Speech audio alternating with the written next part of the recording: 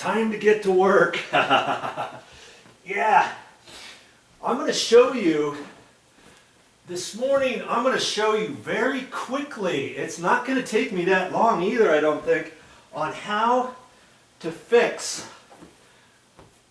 a sagging exterior door with a Phillips screwdriver. That's all I'm going to use. Let's see if I can do it. You might be wondering, how is Joe going to fix an exterior door that's sagging with a Phillips screwdriver? Now see, the door is closed right now. The gap looks fine. You know, what's happening here? I can tell right now it's kind of rubbing at the bottom, and there's no way it's going to fit up here at the top of the door. Look at that, it's hitting. If I were to try to slam the door, it would rub on the side of the door jamb, but see, it won't because there's an alarm on the door. See, it's right there, and here's the little deal that they put on the side of the door. And couldn't they have put that somewhere else? Well, apparently they couldn't. And see, that's going to hit that every single time, and it's rubbing on the bottom. See there? Now, how am I going to fix that? Well, on this particular door, this exterior door, they've got this type of hinge. See this here? Not all doors are going to have a type of hinge like that. See, there's a gap right there. See up in there? There's that gap. And on the bottom one, there's a gap. Now, have you seen any hinges like that on your exterior doors? Maybe you have, maybe you haven't. Not all exterior doors have that. When I look up here, see up there it says use hand screwdriver. That's placed right on the door, use hand screwdriver. And look at there, there's another one down there. This door is like 18 years old. It's like, what do you mean use a hand screwdriver? Those screws look tight, don't they? Well, you look over here, and there's a screw right in the middle of the hinge.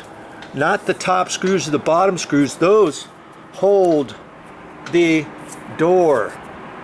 Okay, hold on to the door. See up here? Look at that. There's a screw right there. And there's one down here at the bottom. Same type of thing.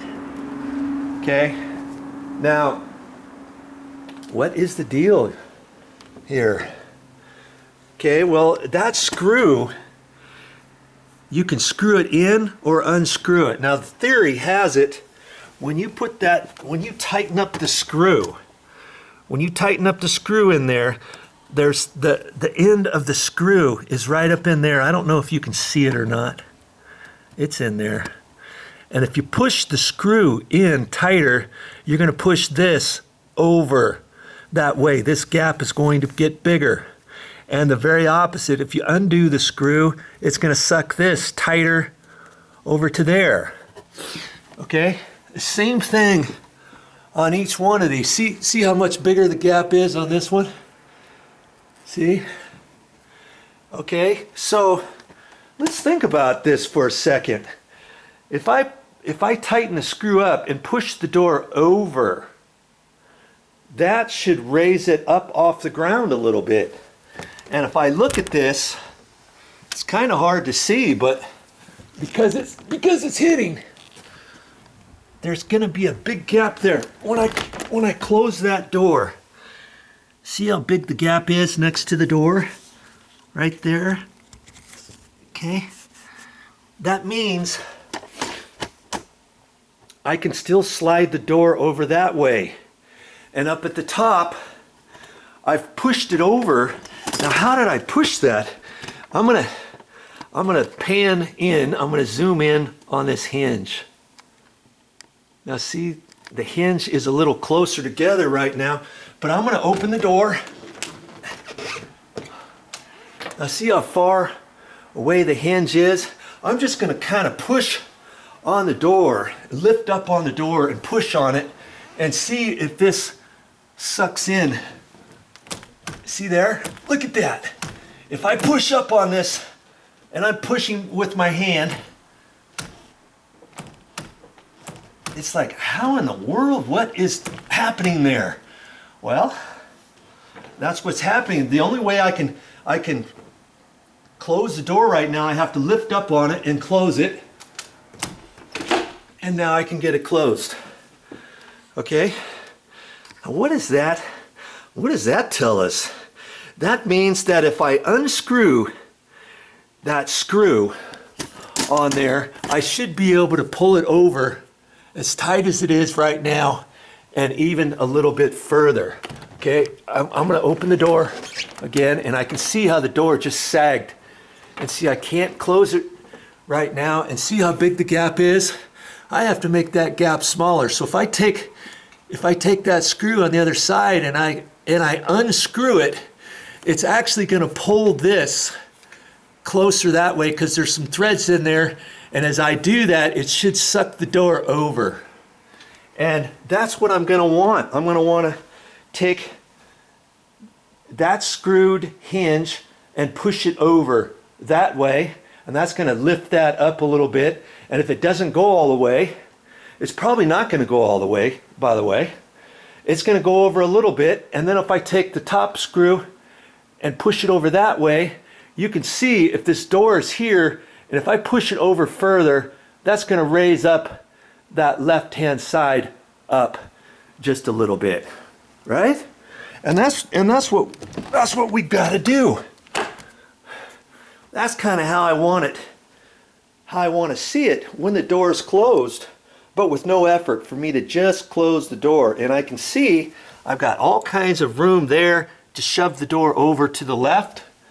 And up here at the top, if I look over here, I can still screw this that way by undoing the screw.